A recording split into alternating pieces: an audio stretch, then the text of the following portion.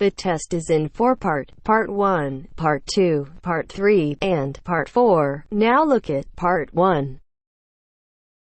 Part 1. You will hear a podcast on Canberra's theme park. First, you have some time to look at questions 1 to 6.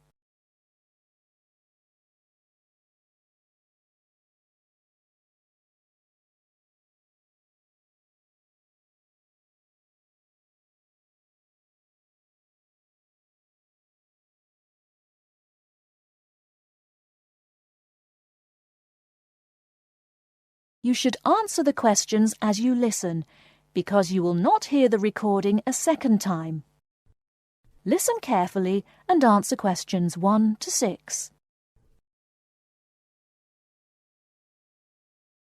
Welcome to Canberra's Park podcast. In the next few minutes, I'll tell you a little about the park and the amazing things we have to offer. We like to think that Canberra's offers more than other theme parks. Like them, we have a variety of exciting rides for people of all ages, but Canberra's also places strong emphasis on the educational experience for its visitors. Not boring facts, but lots of interactive exhibits. Although it's mainly an outdoor experience, we do have some indoor activities if the weather gets too dreadful. The park's got a lovely, well-established feel, set in 80 acres of beautiful countryside, about 3 miles south of the tourist resort of Dulchester. The park was set up in 1997 by the Canberra family, but then taken over by new owners in 2004, who have maintained the original vision of the Canberras. It has lots of old trees, hundreds of flower beds, and a gorgeous lake. Canberra's has over 45 different rides, exhibits, and arcades. All but one of these is free once you've paid your entrance fee. We charge a small fee for our newest ride to reduce the length of the queues. You don't pay anything for parking. A family ticket for a family of 4 works out at about £8 per person, which is amazing value. Full details of current prices are shown on our website, along with full details of rides, etc., and directions for getting to us. We also have a number of special offers. For example, if you live locally, why not join our Adventurers Club, which entitles you to 50% off ticket prices all year round, and a special lane for all rides and exhibits, which means you don't have to wait to get into any part of the park. See the Offers tab on the website. We've recently added a number of new exhibits to the park, and we're particularly proud of our Future Farm Zone, which houses over 20 different species of animals, from chipmunks to dairy cows. The emphasis is on getting near to the animals. All of them can be petted, and you can buy food for feeding the animals. Many of our younger visitors say that this is the high point of their visit. And speaking of food, don't let the animals have all the fun.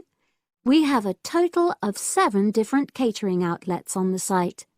We're open 10 to 5:30 all year round, and cold drinks and snacks can be bought at any time during opening hours. And hot food is available most of the day in the Hungry Horse Cafe from 11 until 5, just half an hour before closing time. Before you hear the rest of the conversation, you have some time to look at questions 7 to 10.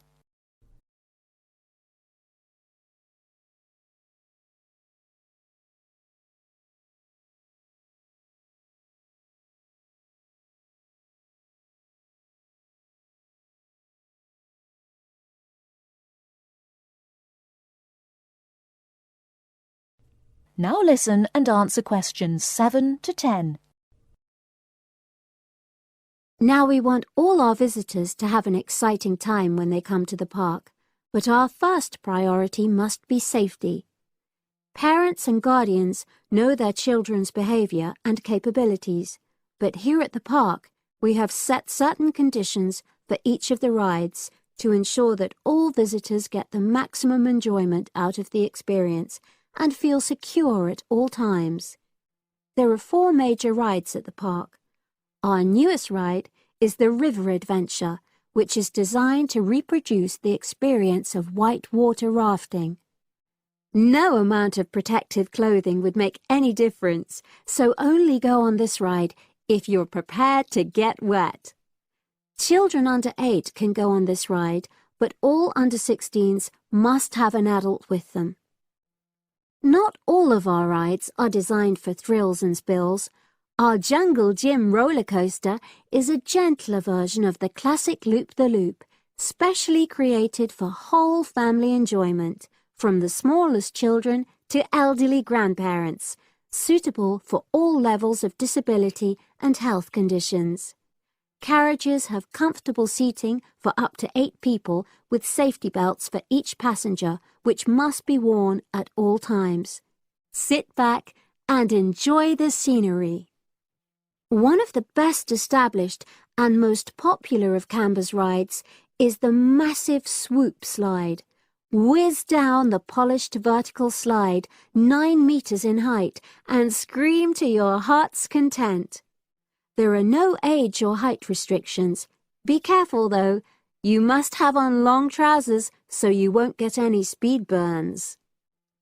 And then there's the famous Zip Go-Kart Stadium with 16 karts, 8 for single drivers and 8 for kids preferring to ride along with mum, dad or carer. Take part in high-speed races in our specially designed Formula 1 style karts, but no bumping other karts, please. All riders must be above 1.2 meters because they have to be able to reach the pedals, even in the shared karts. Full details of all safety features are available on our website at www.camberspark.com. So come and make a day of it at Canberra's theme park.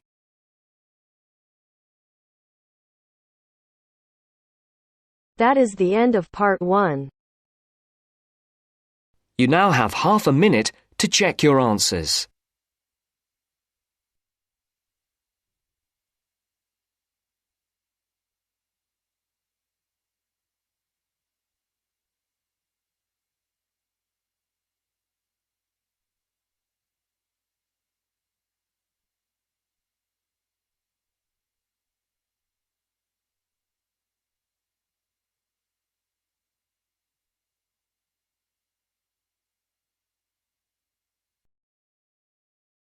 Now turns to part 2. Part 2. You will hear part of an introductory talk to a health club. Listen carefully and answer questions 11 to 15.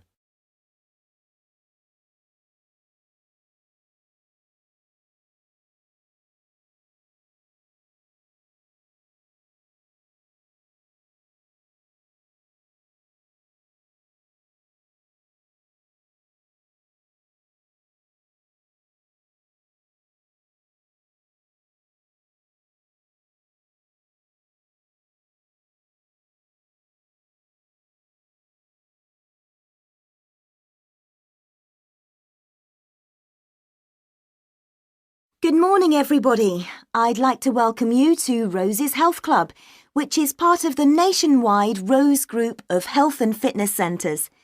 Today, I hope to tell you everything about the Glenfield Centre and the facilities it offers. First, have a look at the map of the centre I have put up here. There's a copy of it in your information packs. As you can see, we have a range of facilities. We are here at the meeting point, next to the reception desk. If you get lost, which is unlikely, make your way here.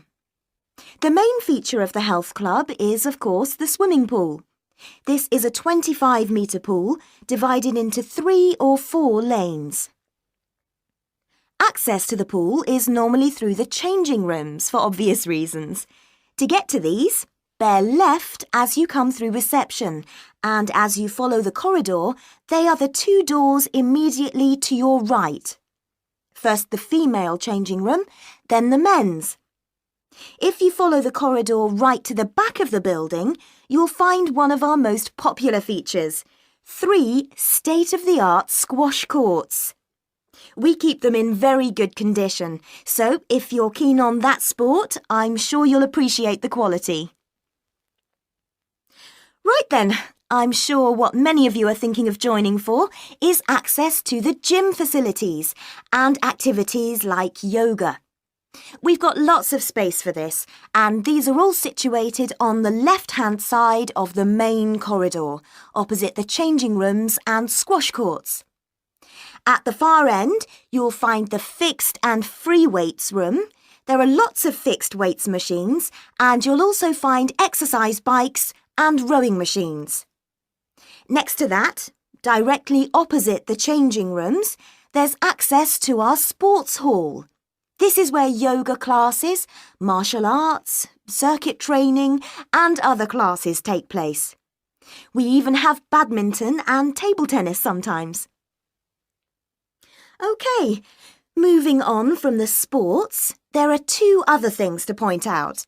One is a small door next to reception to the left as you come in. This takes you into the staff training room.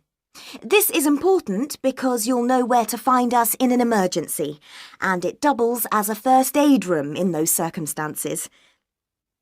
Finally, last but not least, there is another corridor to the right as you come in, and that leads you to the cafe lounge on one side and the viewing area for the swimming pool on the other. Before you hear the rest of the talk, you have some time to look at questions 16 to 20.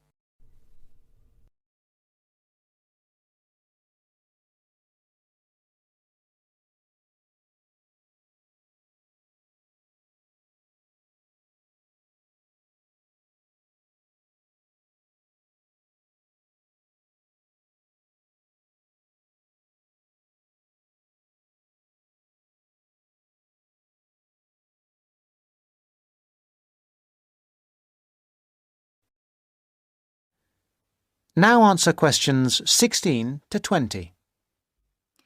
Now, we will go for a little tour in a moment, but first I'd like to tell you a little about the different kinds of club membership we have, so that you can be thinking about what you want as we go round.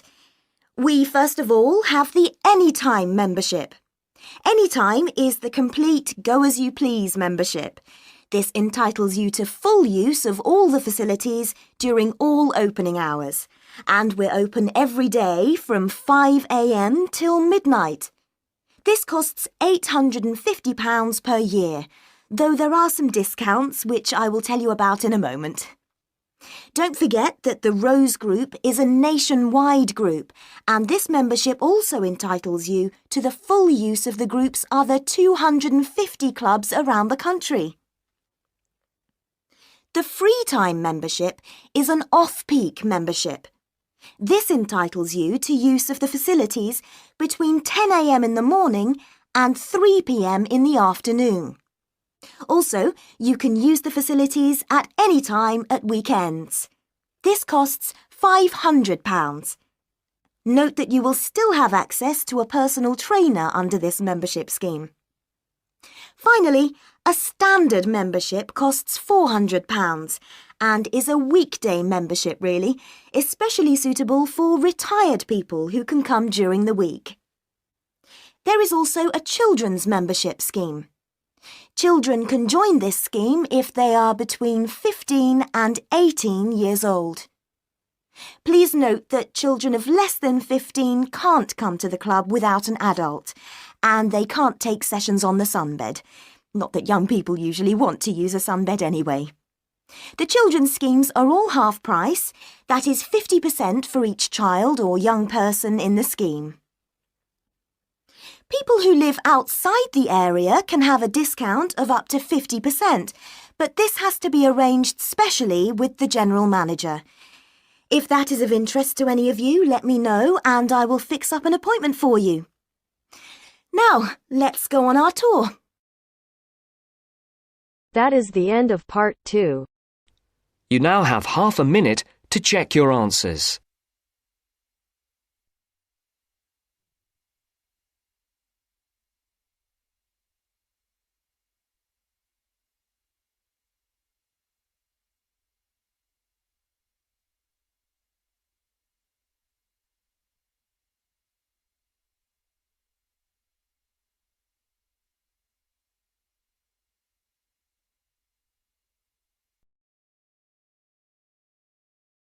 Now turns to part 3. Part 3. You are going to hear the rest of the talk about family history. First, you have some time to look at questions 21 to 25.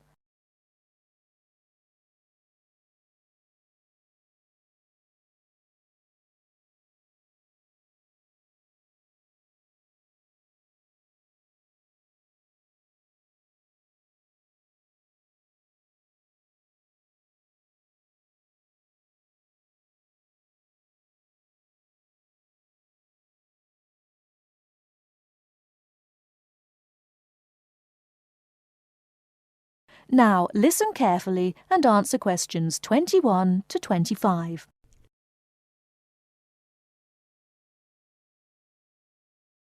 So, that's a few ideas about getting information, but what about methods of recording it? Of course, you can just write down what family members say, but it's even better if you can use a tape, so that you can record them as they're talking.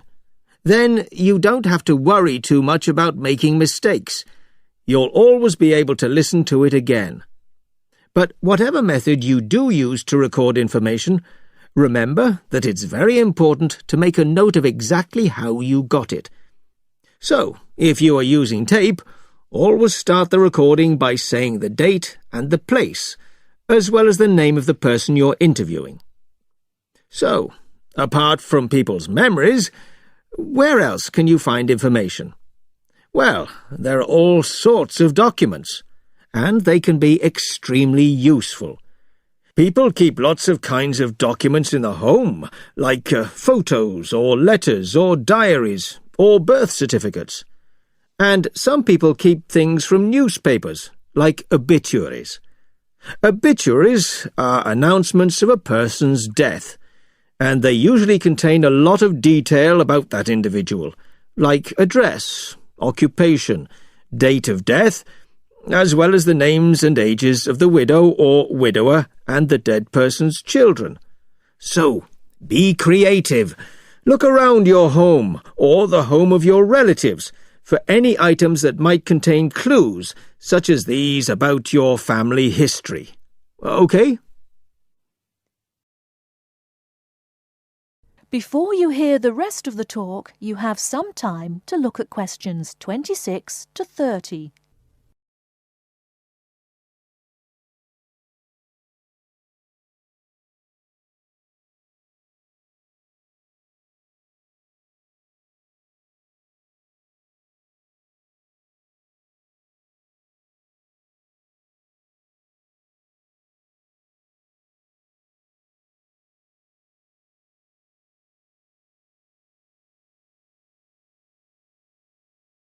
Now listen and answer questions 26 to 30. Now, you'll find that you'll collect a lot of information, so you'll need to record it in an organised way. I'd recommend that you use an ancestor chart, like this one here. Can you all see? Ancestor charts act like maps. They link 4 or 5 generations in a family tree, so they're very convenient, and they don't cost anything. You can get as many as you like. You just download them free from the internet.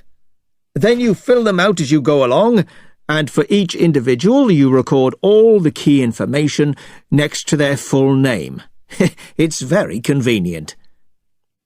Now, at this point, I'd just like to give you a couple of tips about filling in the ancestor sheet. First of all, I'd advise you to use pencil, at least until you have definite evidence for the information you're recording. Secondly, As well as recording official names, I mean given names, it's worth writing any nicknames down. You know, these are the short names that people call you when they know you very well.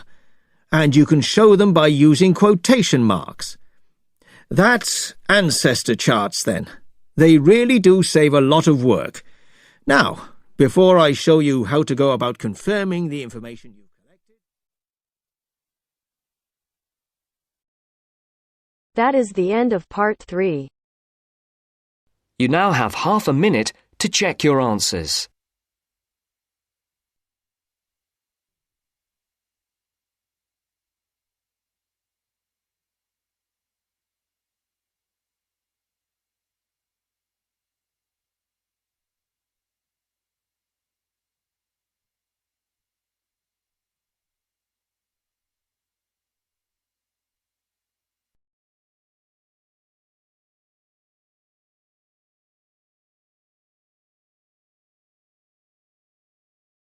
Now turns to part 4.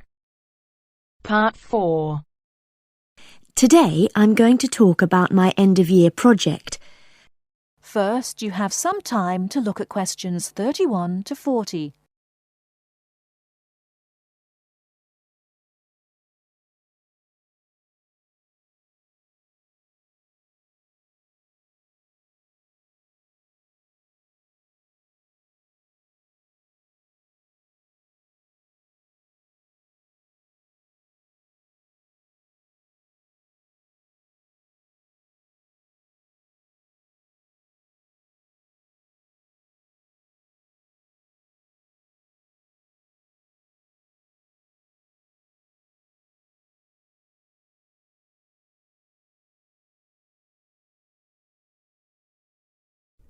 Now listen carefully and answer questions 31 to 40.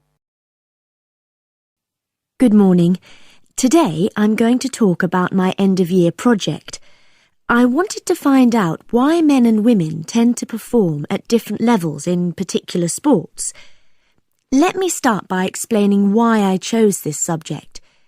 Now, as some of you may know, I'm an enthusiastic long-distance runner myself, but I have never felt particularly worried about the fact that I usually finish several minutes behind my male counterparts. How it all started was when a first-year student approached me because he'd read an article about why women swimmers never compete successfully with men and wondered if I could look into the issue in regard to running. My tutor confirmed that a lot of interesting research had been done on this issue, and also I knew that whatever I found out was likely to be useful in training programs I run at a local girls' school. So, I started doing some preliminary reading, and what I found out was a mixture of the expected and the unexpected. It didn't come as all that much of a surprise to learn that male runners have more muscle and women more fat, and this accounts for most of the difference in sports performance between men and women. This is normally caused by differences in hormones.